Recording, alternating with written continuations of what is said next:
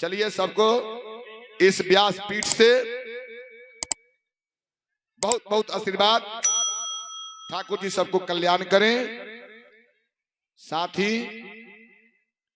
हमारे YouTube channel गांव VIP के माध्यम से आप हनुमानगढ़ी स्थान पर हुए भागवत कथा का आनंद पुण्य कभी भी किसी समय और कहीं भी उठा सकते हैं।